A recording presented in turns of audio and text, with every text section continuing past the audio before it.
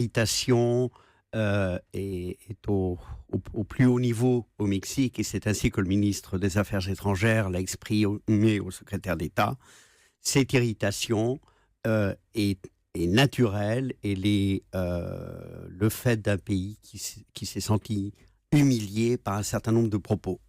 Cela dit, un dialogue est en route, un dialogue vient de se mettre en place, et dans ce dialogue, vous venez de le rappeler, les deux secrétaires, celui Tillerson, mais le secrétaire à la sécurité intérieure, Kelly, américain aussi, voilà, John Kelly, se sont tous les deux engagés à ce qu'il n'y ait pas de déportation ou d'expulsion massive, à ce que l'armée américaine ne soit pas impliquée, mais surtout à ce que ces expulsions, si elles ont lieu, aient lieu dans le cadre de l'état de droit et dans le plein respect des droits de l'homme des ressortissants mexicains. Qui croire, monsieur l'ambassadeur, puisque 2 heures à peine avant que ces secrétaires d'État ne prennent la parole pour dire ça, Donald Trump a affirmé que les efforts engagés par son administration pour expulser certains immigrés clandestins étaient une opération militaire. Donc il y a le président qui dit c'est une opération militaire, et de l'autre côté il y a ces ministres qui disent non, on ne va pas appeler l'armée.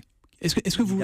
Évidemment, cette façon de travailler est assez troublante. C'est le moins qu'on puisse dire.